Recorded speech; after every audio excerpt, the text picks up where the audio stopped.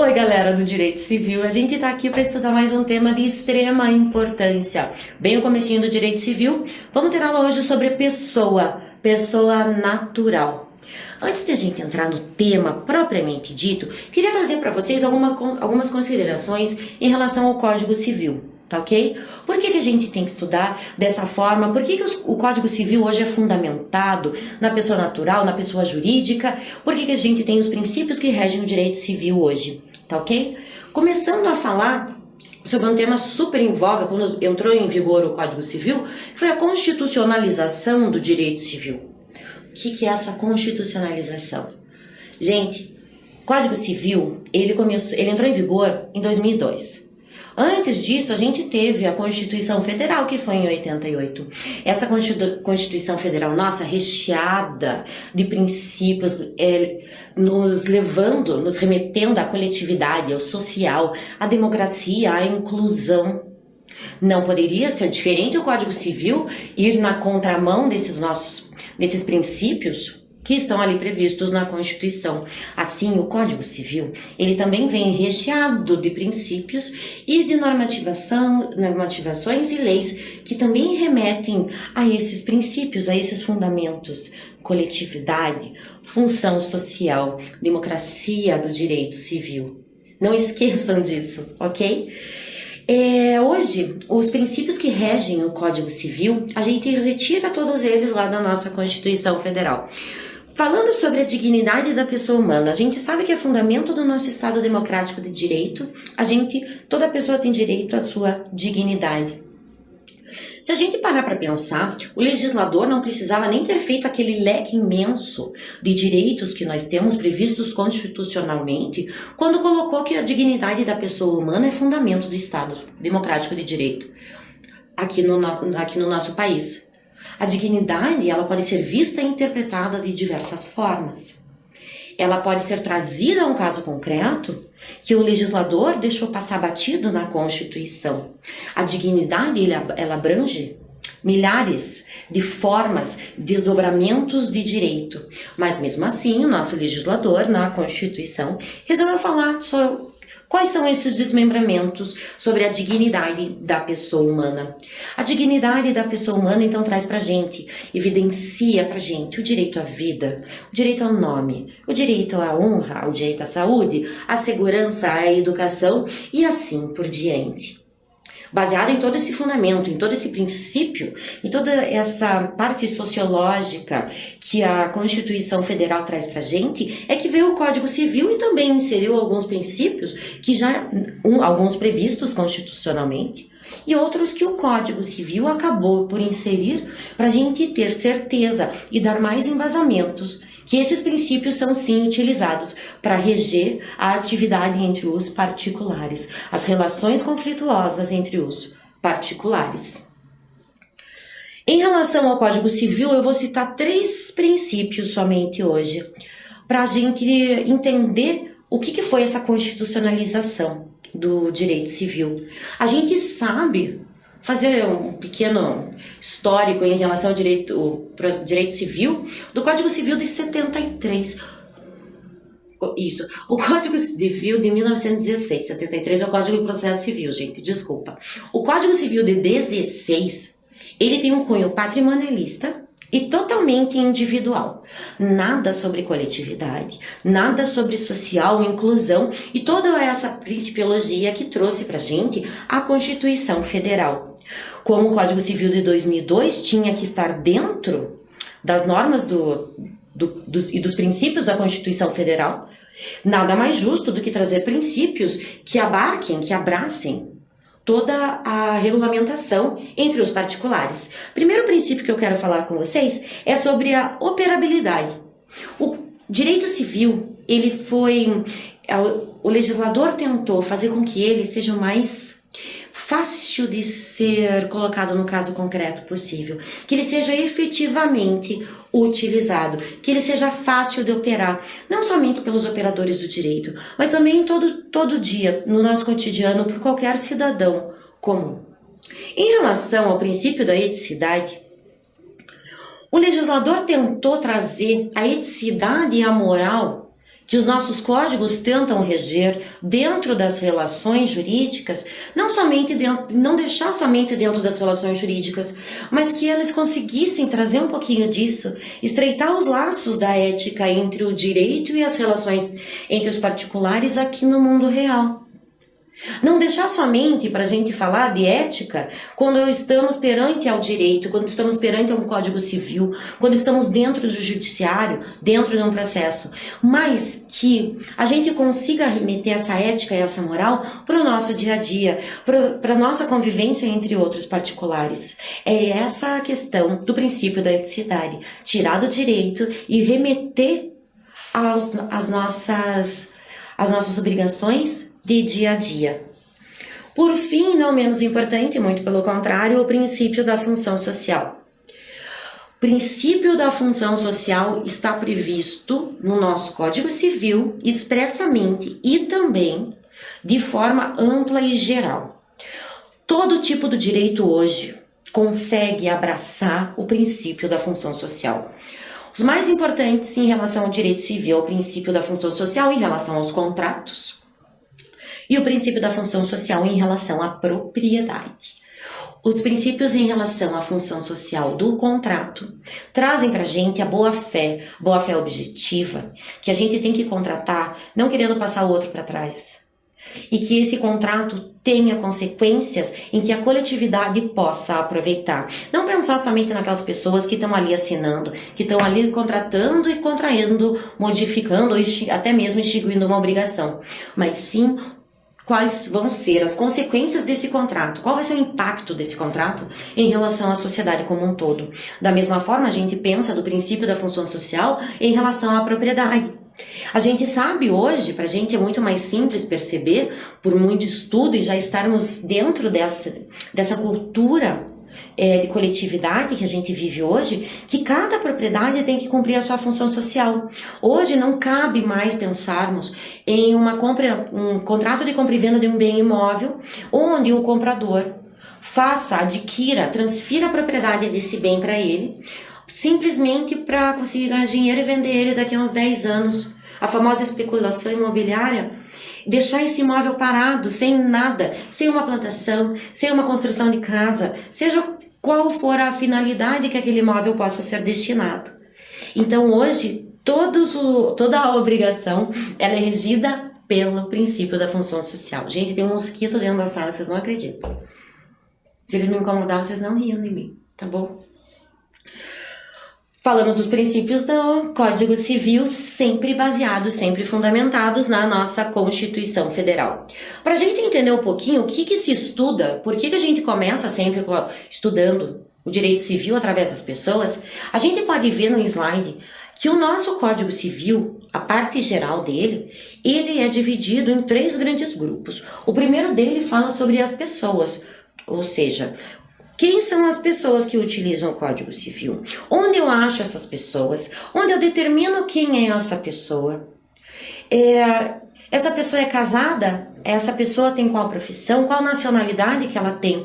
A gente tenta fazer uma individualização de cada pessoa, tanto a pessoa natural quanto a pessoa jurídica, para a gente saber com quem que a gente está contratando. Percebam que todo e qualquer contrato, o início dele sempre fala sobre as partes. Nas partes nós temos a qualificação. Por quê? Porque eu tenho que saber com quem que eu estou contratando. E se eu tiver um problema em relação a esse contrato, eu vou saber aonde procurar essa pessoa. Eu vou saber onde ela mora. Ou se for uma pessoa jurídica, eu vou saber onde é a sede daquela empresa. Eu vou saber o seu CPF. Consigo até mesmo saber a sua filiação. E assim por diante. Então a individualização da pessoa é de extrema importância no direito civil. Para a gente saber com quem que é aquela obrigação. Com quem que aquele contrato está sendo firmado, para se eu tiver um problema eu conseguir buscar essa pessoa aonde ela se encontre. Num segundo momento, o Código Civil também na parte geral coloca para a gente um livro completamente novo falando sobre os bens. Se eu sei com quem eu estou contratando, se eu consigo individualizar essa pessoa para saber com quem que eu estou afirmando essa obrigação, contratando, seja o que for, eu tenho que saber o que eu posso contratar. Eu sei com quem eu contrato. Agora eu tenho que saber o que eu contrato. Nesse livro, no livro 2 do Código Civil, a gente estuda quais bens. Uma classificação imensa de bens que a gente pode contratar, que pode ser objeto de uma obrigação.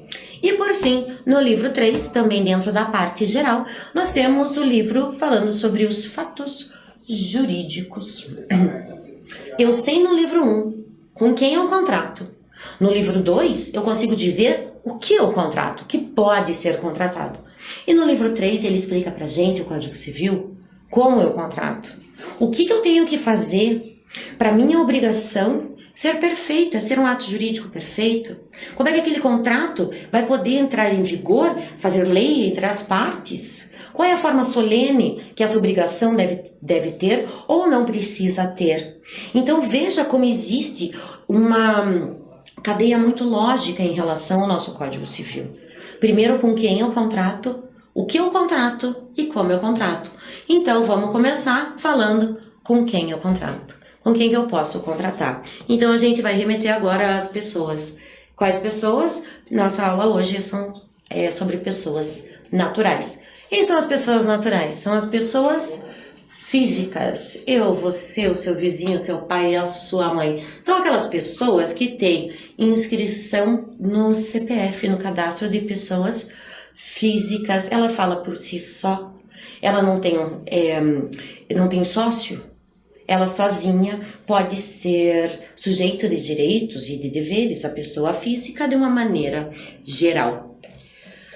Sabemos que a pessoa natural, sabemos que a pessoa física pode contratar.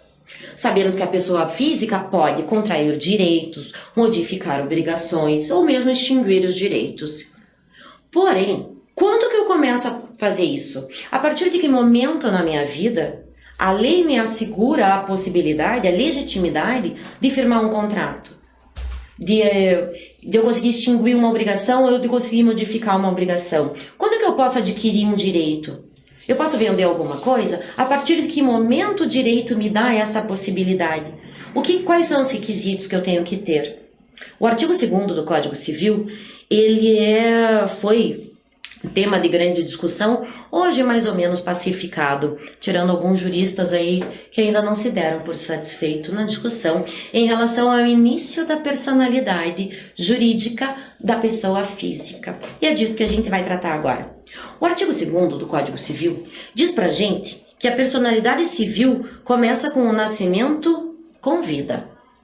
Vamos parar por aqui. Essa é a primeira parte do artigo 2º.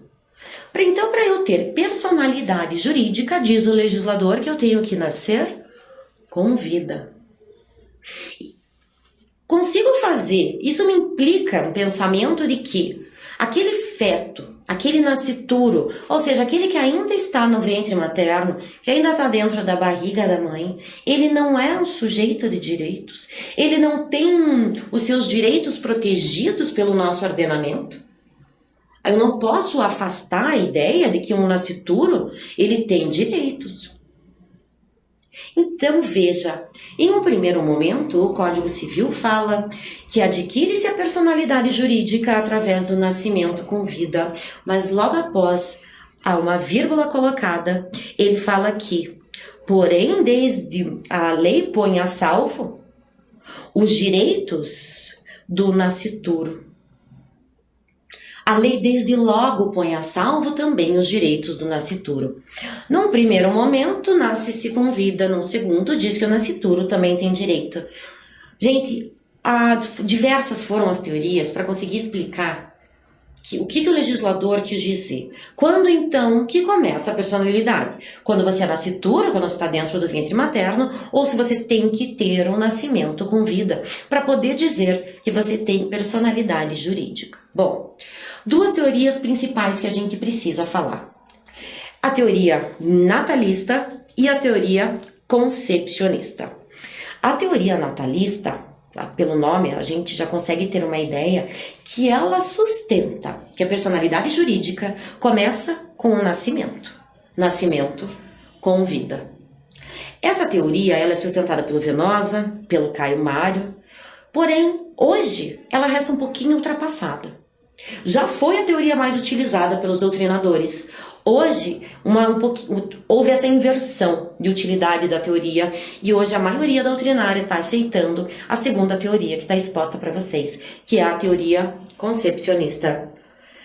A teoria concepcionista, também o nome ajuda bastante a gente, é em relação...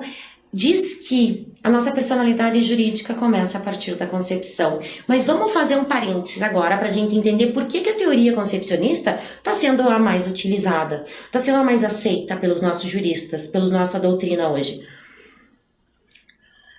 Se a gente fizer uma leitura seca do artigo 2º, a gente fica na dúvida. Num primeiro momento, eu acho que a gente consegue visualizar a teoria natalista, nascimento com vida, e num segundo momento, a teoria concepcionista. Então, por que a concepcionista está sendo mais utilizada se a lei expressa em dizer que o nascimento tem que ser com vida? Eu tenho 2 tipos de direito, que a gente não pode esquecer essa pequena distinção. São os direitos da personalidade e os direitos patrimoniais. Os direitos da personalidade são aqueles inerentes a todo e qualquer ser humano. São os inerentes à dignidade da pessoa humana. São direitos subjetivos. Vamos dar alguns exemplos para a gente conseguir contextualizar. Eu tenho direito ao nome, direito à honra, direito a alimentos, também se encaixam no direitos da personalidade. Que mais que a gente colocou? Direitos autorais também se encaixam em direitos da personalidade. Por outro lado, num outro viés, nós temos os direitos patrimoniais. O que são direitos patrimoniais, gente? Direitos patrimoniais são aqueles que são mensuráveis. Aqueles que eu posso dar um valor. Ah, professora, mas tem um vizinho meu, sabe, que ele teve a honra dele afetada, lesionada por um terceiro e ele ganhou indenização. Então, isso faz com que a honra seja um direito patrimonial? Não. Quando lesionado um direito da personalidade, como que eu consigo fazer com que essa minha conduta seja menos severa, seja menos agressiva em relação àquela pessoa que eu agredi? Através do patrimônio. Daí sim, eu vou ter um pagamento de indenização, porque eu lesionei um direito da personalidade, mas isso não quer dizer que o direito da personalidade seja um direito patrimonial, certo? Fazendo essa primeira distinção entre direitos da personalidade e os direitos patrimoniais, a gente consegue visualizar o que o legislador quis dizer. O nascituro é um sujeito de direitos, ele tem personalidade jurídica, mas somente em relação aos direitos da personalidade. Ou seja, o seu nome está protegido, os alimentos estão protegidos através da lei de alimentos gravídicos, aqueles alimentos que são pagos pelo suposto pai, para conseguir que aquela criança tenha um desenvolvimento perfeito dentro da barriga da mãe ainda. Esses direitos da personalidade, eles são sim assegurados pelo direito civil, pelo direito até como um todo dentro do nosso ordenamento. Porém, os direitos patrimoniais, eles são assegurados somente àquelas pessoas que nascem com vida. Principalmente porque, como é que é fácil da gente visualizar que a pessoa tem que nascer com vida para poder daí adquirir ou ter os seus direitos patrimoniais resguardados, protegidos pelo direito? Direito sucessório. O nascituro, ele não nasce com vida, ele tem direito à sucessão, ele é filho a partir aos olhos da teoria concepcionista, não. Ele vai ter direito aos direitos, ele vai ter direito a ver os seus direitos da personalidade resguardados, porém não os seus direitos patrimoniais. Então, para poder ter os meus direitos patrimoniais e os meus direitos da personalidade completamente resguardados pelo ordenamento jurídico, daí sim eu tenho que ter um nascimento com vida. Mas desde então, desde a barriga da mãe, o nascituro tem sim direitos da personalidade resguardados pelo nosso ordenamento. Entenderam? Muito bem. Passando adiante. Então a gente sabe quando é que nasce a personalidade jurídica da pessoa física. Agora me diga uma coisa. A personalidade jurídica é igual à capacidade jurídica? Não é. Veja, a personalidade jurídica remete a uma ideia de capacidade de direito. O direito resguarda os meus direitos patrimoniais, resguardo os meus direitos da personalidade. Mas será que eu sou capaz de exercer de fato esses direitos? Será que eu sou capaz sozinha de me comportar e de cuidar do meu patrimônio? Que eu sou capaz sozinha de conseguir resguardar os meus próprios direitos? É aí que vem uma grande diferença. A capacidade jurídica plena, ela só é alcançada pelo indivíduo, ela só é alcançada pela pessoa natural se nós tivermos dois tipos de capacidade, a união de dois tipos de capacidade, a capacidade de fato e a capacidade de direito. Acabamos de comentar o que é a capacidade de direito. Qualquer indivíduo tem capacidade de direito, todos têm os seus direitos resguardados pelo direito civil, porém nem todos têm a capacidade de exercer esse direito. Se eu não tenho a capacidade de fato, eu continuo tendo a capacidade de direito, mas eu não tenho uma capacidade jurídica plena. Se eu não tenho capacidade jurídica plena, é porque eu tenho algum tipo de incapacidade civil, seja ela pela idade ou seja ela por algum problema transitório ou permanente, doença mental, por exemplo. Ok? A gente vai falar ainda sobre as teorias da incapacidade. Bom, voltando. Eu sei, então, que a personalidade jurídica, ela está prevista no artigo 2º do Código Civil. Porém, a personalidade jurídica ela é diferente da capacidade jurídica. Eu preciso, para eu poder ter a minha capacidade jurídica plena, dois tipos de capacidade. A somatória, a junção de dois tipos de capacidade. A capacidade de fato e a capacidade de direito. Só para deixar muito bem entendido, a capacidade de direito é aquelas que todo indivíduo, é aquela em que toda pessoa natural...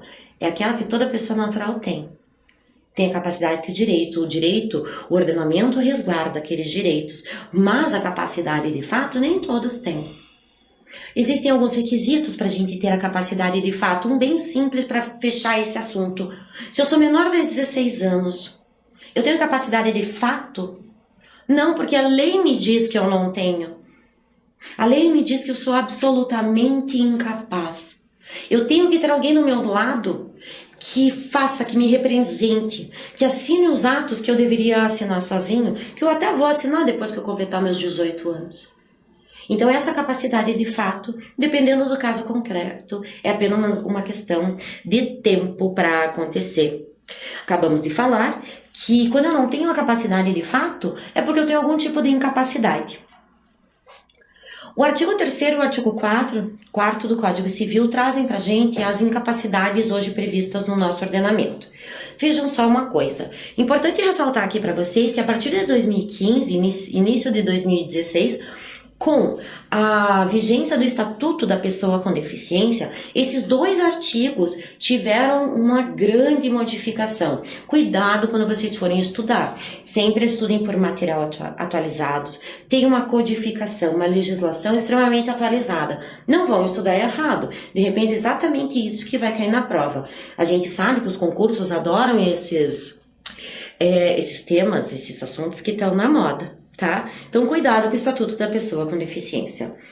Lei 13.146 de 2015, confere aí, não tenho certeza, sou péssima com números. Bom, só para vocês saberem, a incapacidade absoluta, ou seja, aquele que não tem discernimento nenhum e deve ser representado por uma pessoa, previsto no artigo 3º, e tá ali, ó, menores de 16 anos. Somente esse. Antes do Estatuto da Pessoa com Deficiência, nós tínhamos outras hipóteses, questão de a pessoa que não conseguia de forma permanente ou provisória exprimir a sua vontade. Hoje não. Hoje a questão da deficiência não gera incapacidade absoluta para nenhum adulto. Só temos uma opção hoje, os menores de 16 anos. Por sua vez, o artigo 4º fala pra gente sobre os incapazes os relativamente incapazes. Aqui a gente ainda ficou com quatro incisos. Aquelas pessoas que têm entre 16 e 18 anos, elas têm uma incapacidade não tão grande quanto aqueles previstos no artigo 3º, falando sobre os absolutamente incapazes, mas uma incapacidade um pouquinho menor. Eles já têm um pouco de discernimento, mas não totalmente. Quando a gente fala de absolutamente incapaz, é importante lembrar que a gente não tem um representante, mas sim a gente tem um assistente. Nós somos assistidos. Nós temos que ser assistidos em relação aos nossos atos da vida civil. Segundo inciso do artigo 4º, fala sobre os ébrios habituais e viciados em tóxicos. Aqui a gente retira a capacidade, mesmo que seja de forma temporária, daquelas pessoas que não conseguem ter o discernimento, pelo menos ali momentaneamente, porque estão com algum problema, principalmente álcool e drogas, certo? O terceiro inciso do artigo 4º fala que aquele por motivo transitório permanente não puderem exprimir a sua vontade. Veja, nós retiramos aqueles que não conseguem exprimir a sua vontade do artigo 3º, ou seja, a gente transfere essas pessoas da incapacidade absoluta e coloca-os na incapacidade relativa. Deem uma olhada bem forte e bem séria, leiam bastante sobre o Estatuto da Pessoa com Deficiência. Por fim, os pródigos. Os pródigos são aqueles que, viciados em jogos principalmente, eles acabam gastando tudo o que tem. E para que o legislador, tentando proteger o seu patrimônio, acaba por indicar para ele uma certa incapacidade, para ele não acabar perdendo todo o seu patrimônio. Última coisa em relação à pessoa natural desse nosso encontro que a gente precisa saber.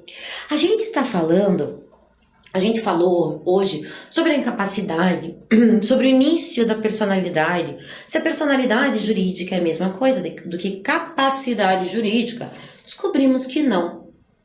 Mas existe uma forma das pessoas que não possuem capacidade antecipar os efeitos da sua incapacidade. Elas saem desse limbo de incapacidade e começam a ser vistas pelo direito como completamente incapazes. É através da emancipação. A emancipação, se a gente tiver que dar um conceito, se alguém gosta de anotar conceito, eu diria para você que a emancipação é uma antecipação dos efeitos da capacidade civil plena. Ou seja, voltando um pouquinho à capacidade civil plena, a gente sabe que é a junção, a somatória de duas capacidades, a capacidade de fato, mas a capacidade de direito. Como eu disse, a capacidade de direito todos têm, mas às vezes me falta a capacidade de fato. Para eu conseguir driblar essa minha falta de capacidade de fato, é que existe a figura da emancipação. Aqui nesse slide eu coloquei para vocês as formas de emancipação. Como que um incapaz pode ser emancipado? Quais são os requisitos e quando que isso pode acontecer? Vamos começar por esse ladinho aqui, ó. A emancipação, ela pode ser parental ou voluntária. A emancipação parental ou voluntária, como o nome já diz, se dá através da vontade dos pais. Se dá através da vontade dos representantes daquele que não possui a capacidade plena. Sabemos que o normal de acontecer é quando nós temos dois genitores e os dois, por exemplo, querem emancipar o seu filho. Agora imagine, daí é simples, os dois dão autorização, a criança tem que ser maior, já tem que ter completado 16 anos, tem que ter no mínimo 16 anos, daí os pais conseguem emancipá-lo. Imagina que se um pai não quer, o pai não quer, a mãe quer, o pai não quer, vice-versa, só um dos genitores decide dar a autorização para a emancipação. Não tem o que fazer nesse caso, para tudo? Não. Nesse caso, a gente chama o juiz para fazer as vezes daquele genitor que não quis dar autorização para a emancipação. Como assim? Através do suprimento judicial. O juiz vem e fala assim, ó, mesmo que o genitor não queira, eu voto com a mãe, voto com a relatora, para dizer que sim, essa criança tem que ser emancipada. Pode acontecer isso? Pode, mas mesmo assim, essa emancipação, quando chamado judiciário, quando chamado juiz para fazer as vezes, para entrar no lugar de um dos genitores, não perde a característica de emancipação voluntária ou parental, certo? Como é que eu faço essa emancipação rapidinho, assim, só para matar a curiosidade de vocês? A emancipação voluntária, ela é feita em cartório, escritura pública, como se fosse um acordo. Preciso de homologação judicial? Não, não preciso de homologação judicial. A emancipação parental ou voluntária pode ser feita diretamente do cartório sem a devida homologação, sem a não devida homologação judicial. Essa foi a nossa primeira hipótese. Vamos para a segunda. Por sentença ou judicial. O juiz pode, através de sentença, emancipar uma pessoa. Em relação à emancipação judicial, ela pode, também tem que ser maior do que 16 anos, como a gente estava falando em relação à emancipação parental, certo? Terceira forma, através do casamento. Nós sabemos que uma pessoa, a partir dos 16 anos, pode casar. Simplesmente porque quer casar sozinha? Não, ela pode casar com a autorização dos pais, entre os 16 e os 18, uma vez que a mesma ainda é relativamente incapaz. Acabamos de falar ali no artigo 4º do Código Civil. Pensa comigo, os pais chegaram lá e deram autorização para o filho deles de 17 anos casar. Existe a necessidade dos pais darem também uma autorização para ele ser emancipado? Não me parece muito lógico.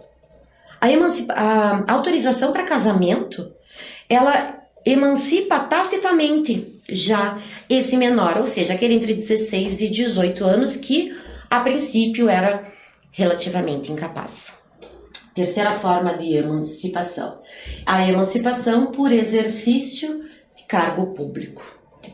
Fico pensando hoje qual cargo público pode ser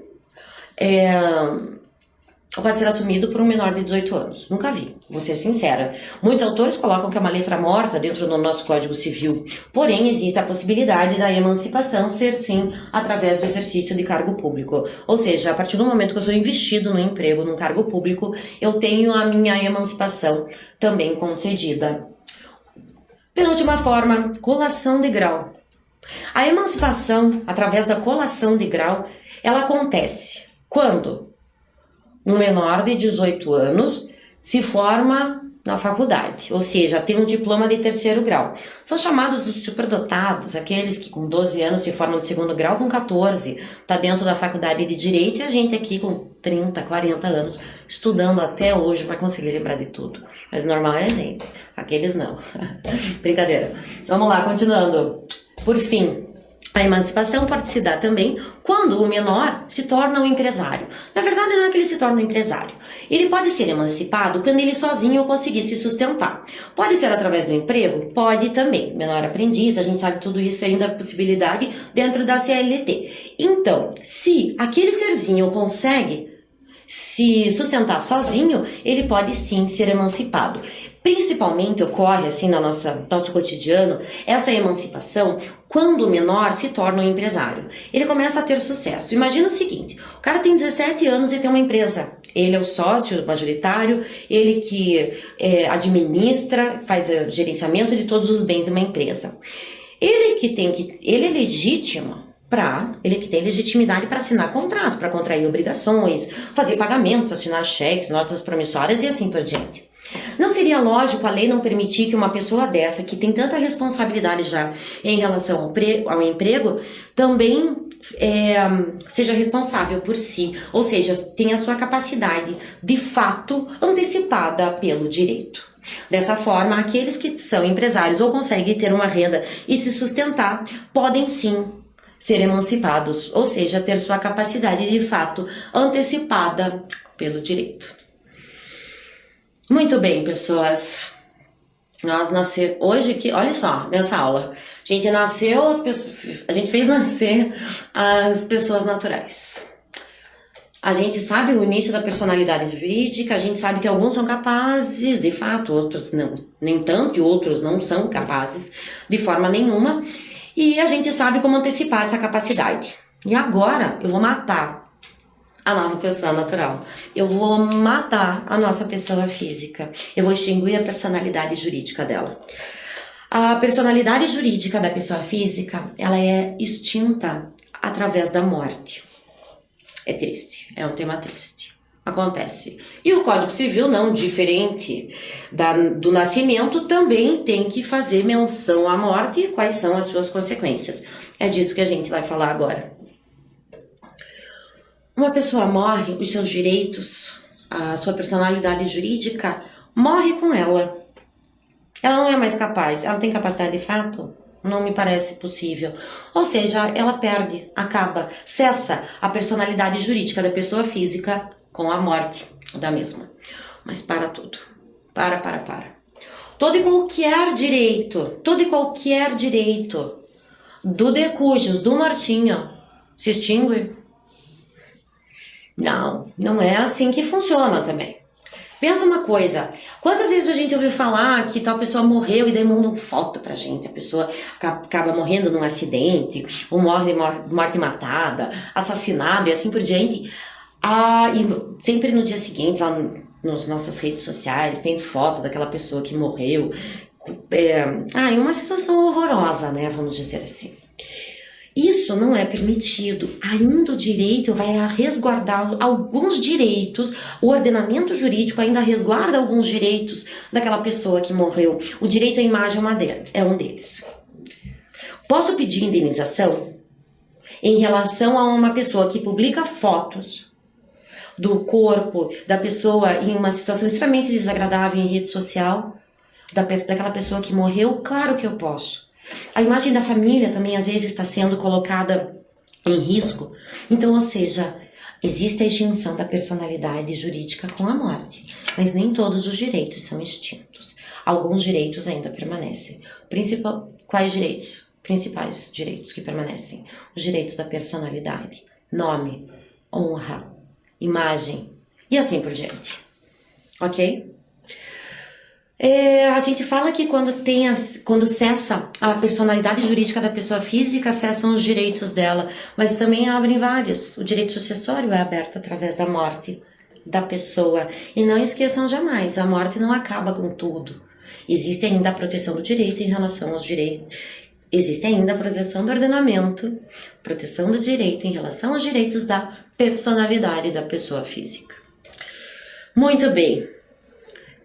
Normalmente os casos de morte, eles são simples de a gente verificar que a pessoa morreu. A pessoa morreu, existe um atestado de óbito elaborado e devidamente assinado por um médico. Mas não é sempre assim. Não é sempre que a gente consegue visualizar de forma fácil a morte daquela pessoa. A morte real, que está colocado aqui para vocês, que é a primeira, a morte real é aquela morte simples que eu dei exemplo agora. Morre no hospital, existe o atestado devidamente elaborado e assinado por um médico. Tudo certo, mas nem sempre é assim. Nem sempre a morte ela é tão simples de ser verificada.